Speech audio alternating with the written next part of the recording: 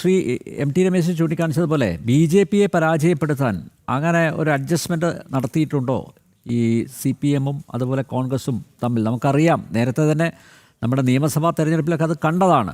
മഞ്ചേശ്വരത്തൊക്കെ ആ ഒരു അഡ്ജസ്റ്റ്മെൻറ്റ് കൂട്ടുകെട്ട്, അത് മാത്രമല്ല, അത് അന്ന് ജയിച്ചു കയറിയ മുസ്ലിം ലീഗിൻ്റെ പ്രതിനിധി അത് പറയുകയും ചെയ്തതാണ് ഓപ്പണായിട്ട്, അങ്ങനെയുള്ളൊരു അഡ്ജസ്റ്റ്മെൻറ്റ് നടന്നിട്ടുണ്ട് എന്നുള്ളത്. സ്വാഭാവികമായും ഇപ്പോൾ തൃശ്ശൂരൊക്കെ നല്ല മേൽക്കൈയുള്ളതാണ്. ആ ഇടങ്ങളിൽ ചില മണ്ഡലങ്ങളിലൊക്കെ ചില വാർഡുകളിലൊക്കെ ഇത്തരത്തിലുള്ള ഒരു സഹകരണം, പരസ്പര സഹകരണ സഹായ സംഘങ്ങളായിട്ട് പ്രവർത്തിച്ചില്ലേ ഇവ? ഇതിനകത്ത് അല്ലേട്ടാ, നമ്മൾ മനസ്സിലാക്കേണ്ട ഒരു കാര്യം, തിരുവനന്തപുരത്തിൻ്റെ സാഹചര്യം എന്തായിരുന്നു? തിരുവനന്തപുരത്ത് കഴിഞ്ഞ 10 വർഷം മുൻപ് പല സ്ഥലങ്ങളിലും ഞങ്ങൾ പരാജയപ്പെട്ടുകൊണ്ടിരുന്നത് നിസ്സാരമായ വോട്ടിനാണ്. അന്ന് ഇപ്പോൾ നേരത്തെ ഇവിടെ ഇടതുപക്ഷത്തിൻ്റെ ചിന്തകനായിട്ടുള്ള ജയചന്ദ്രൻ മാസ്റ്റർ, ജയചന്ദ്രൻ സാർ അദ്ദേഹം പറഞ്ഞു, കഴിഞ്ഞ കാലങ്ങളിൽ ബി ജെ പി ജയിക്കാതിരിക്കാൻ വേണ്ടി കോൺഗ്രസിൻ്റെ വോട്ട് തിരുവനന്തപുരത്ത് കൃത്യമായി ബി ജെ പിയുടെ അക്കൗണ്ടിലേക്ക് വന്നുകൊണ്ടിരുന്നു. പക്ഷേ ഇത്തവണ കോൺഗ്രസ് ആ വോട്ട് പിടിച്ചു മാറ്റി. അപ്പോൾ കൃത്യമല്ലേ, 10 വർഷം മുൻപ് തിരുവനന്തപുരത്ത് ബി ജെ പി ജയിക്കേണ്ടിരുന്ന ബി ജെ പിനെ തടഞ്ഞു നിർത്തിയത് എങ്ങനെയാണ് മാർക്സിസ്റ്റ് പാർട്ടി എന്ന് അദ്ദേഹം തന്നെ വെളിപ്പെടുത്തുകയാണ്. അത് 10 വർഷം മുൻപ് ബി ജെ പി ജയിക്കുന്നൊരു സാഹചര്യം ഉണ്ടാകുമ്പോൾ അവിടെ ബി ജെ പിയെ പരാജയപ്പെടുത്താൻ തങ്ങളുടെ വോട്ട്, ഞങ്ങളുടെ സീറ്റ് കുറഞ്ഞാലും കുഴപ്പമില്ല, ബി ജെ പി വരരുത് എന്ന് പറഞ്ഞിട്ട് ആ വോട്ട് ഷിഫ്റ്റ് ചെയ്ത് സി പി എമ്മിന് കൊടുത്ത് വിജയിപ്പിച്ചുകൊണ്ടിരുന്നു. അതേ രീതിയിലാണ് അദ്ദേഹം ഇന്ന് പറഞ്ഞു, കോഴിക്കോട് കോർപ്പറേഷനിലും കൊല്ലം കോർപ്പറേഷനിലും തൃശ്ശൂർ കോർപ്പറേഷനിൽ, പ്രത്യേകിച്ച് തൃശ്ശൂർ കോർപ്പറേഷനിൽ അത്തരത്തിലുള്ളൊരു സമവാക്യം നടപ്പിലാക്കണമെന്ന് കോൺഗ്രസും സി പി എമ്മും തമ്മിൽ ആലോചിച്ചിരുന്നു. ആ ആലോചന അദ്ദേഹത്തിന് നേരിട്ട് കിട്ടിയ അറിവിൻ്റെ അടിസ്ഥാനത്തിൽ ആ ആലോചന പ്രാവർത്തികമായത് തൃശ്ശൂരിൽ മാത്രമാണ്. പക്ഷേ തിരുവനന്തപുരത്ത് അത്തരത്തിലുള്ളൊരു പ്രവർത്തനം പ്രാവർത്തികമായില്ല എന്ന് അദ്ദേഹം പറയുമ്പോൾ കൃത്യമല്ലേ കാര്യങ്ങൾ? താങ്കൾ ചോദിച്ചതുപോലെ, ഇപ്പോൾ എം ടി രമേശ് ചേട്ടൻ തന്നെ സൂചിപ്പിച്ചതുപോലെ, കോൺഗ്രസും സി പി എമ്മും തമ്മിലുള്ള അവിശുദ്ധമായ ബാന്ധവം അത് പല സ്ഥലങ്ങളിലും കൃത്യമായി നമുക്ക് എടുത്തു കാണിക്കാൻ കഴിയുന്ന പല സ്ഥലങ്ങളും താങ്കൾ നോക്കിക്കഴിഞ്ഞാൽ നമ്മൾ നെക്ക് തിരുവനന്തപുരം കോർപ്പറേഷനിലെ പല വാർഡുകളിലും ഞങ്ങൾ നെക്ക് വന്നിട്ടുള്ള സി പി എമ്മും ബി ജെ പിയും തമ്മിൽ നെക്ക് പോരാട്ടം നടന്നിടത്തെല്ലാം കോൺഗ്രസിൻ്റെ 1 വർഷം മുൻപ് ആ വാർഡിൽ കോൺഗ്രസിന് ശശി തരൂർ കൈപ്പത്തി ചിഹ്നത്തിൽ മത്സരിക്കുമ്പോൾ കിട്ടിയിരുന്ന വോട്ട് എത്രയാണ്? അതിൽ നിന്ന് എത്ര കുറവാണ്?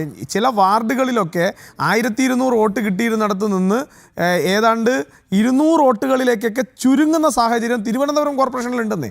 അപ്പോൾ ഇത് ചർച്ച ചെയ്യപ്പെടേണ്ടതാണ്.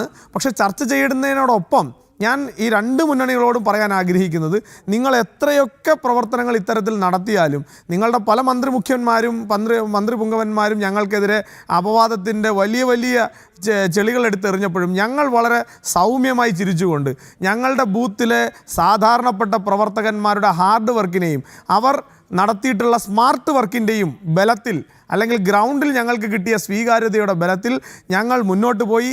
ഞങ്ങൾ ജനങ്ങളോട് ഡയറക്റ്റ് സംവദിച്ചു. ആ സംവാദം ഞങ്ങൾക്ക് കൃത്യമായി ഗുണം ചെയ്യപ്പെട്ടിട്ടുണ്ട് എന്നാണ് ഈ ചർച്ചയിൽ വന്ന മുഴുവൻ ആളുകളും പറഞ്ഞത്. അപ്പോൾ അത് ഞങ്ങൾക്ക് വിജയിക്കാനുള്ള ഇന്ധനമായി. ആ ഇന്ധനം തിരുവനന്തപുരത്ത് ഞങ്ങൾക്ക് കിട്ടിയിട്ടുള്ള വിജയം, അതോടൊപ്പം മറ്റു പല പഞ്ചായത്തുകളിലും മുനിസിപ്പാലിറ്റികളിലും ഞങ്ങൾക്ക് ലഭിച്ചിട്ടുള്ള ജനങ്ങളുടെ ആ ഒരു വിശ്വാസം, ആ വിശ്വാസത്തെയൊക്കെ ഹൃദയത്തോട് ചേർത്ത് നിർത്തിക്കൊണ്ട്, അവരുടെ വിശ്വാസത്തെയൊക്കെ അരക്കിട്ടുറപ്പിച്ചുകൊണ്ട് ഞങ്ങൾ 2026 ലക്ഷ്യമാക്കി നടക്കുകയാണ്.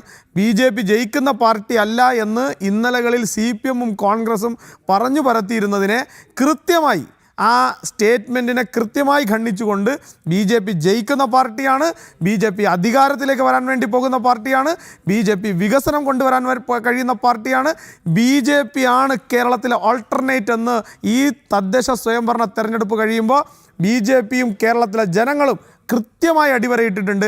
അതിൽ ചില ആളുകൾക്ക് ഭയപ്പെട്ടിട്ടുണ്ട്. നമ്മൾ മനസ്സിലാക്കേണ്ടത്, പല യു ഡി എഫ് പല നഗരസഭകളിലേക്ക് മുന്നിട്ട് വന്നു എന്ന് നമ്മൾ പറയുമ്പോൾ, ആ നഗരസഭകളിലൊക്കെ SDPIയുടെയും PFIയുടെയും NDFൻ്റെയും PDPയുടെയും ഒക്കെ സംഭാവന, ജമാഅത്തെ ഇസ്ലാമിയുടെയും വെൽഫെയർ പാർട്ടിയുടെയും ഒക്കെ സംഭാവന ഈ വിജയങ്ങളിൽ എത്രത്തോളം ഉണ്ട് എന്നുകൂടി നമ്മൾ പഠിച്ചു കഴിഞ്ഞാൽ കൃത്യമായി ഇവിടെ ഏത് തരത്തിലുള്ളൊരു പോളറൈസേഷനാണ് കഴിഞ്ഞ തെരഞ്ഞെടുപ്പിൽ നടന്നത് എന്ന് നമുക്ക് കൃത്യമായി മനസ്സിലാക്കും.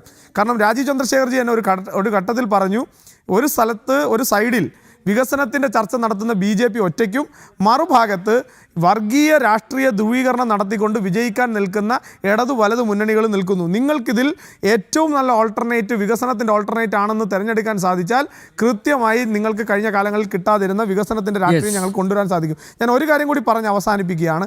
വിവാദങ്ങളുടെ രാഷ്ട്രീയത്തെ അല്ല, വിവാദങ്ങളുടെ കേരളത്തെ അല്ല നമുക്ക് ആവശ്യം, വികസന കേരളത്തെയാണ്, വികസിത കേരളത്തെയാണ്. ആ വികസിത കേരളം രാജീവ് ചന്ദ്രശേഖർ എന്ന് പറയുന്ന രാഷ്ട്രീയ നേതാവിലൂടെ BJPയിലൂടെ കേരളക്കരയിൽ സാധ്യമാക്കാൻ കഴിയും എന്ന് ഞങ്ങൾ തെളിയിച്ചിട്ടുണ്ട്. ഞങ്ങൾ ആണ് കേരളത്തിലെ ഓൾട്ടർനേറ്റ് എന്ന് കേരളത്തിലെ പൊതുസാമാന്യ ജനം പറഞ്ഞ ഒരു തെരഞ്ഞെടുപ്പ് എന്നുള്ള നിലയിൽ അവരോട് ഹൃദയം കൊണ്ട് അവരോട് സമരസപ്പെടുകയും അവരോട് ആ ഹൃദയത്തിൽ നിന്ന് അവർക്ക് അഭിവാദ്യങ്ങൾ അർപ്പിക്കാനും ഒരു എളിയ പൊതുപ്രവർത്തകൻ BJP പ്രവർത്തകൻ എന്നുള്ള നിലയിൽ ഈ അവസരത്തെ ഞാൻ ഉപയോഗിക്കുകയാണ്. ഓക്കെ.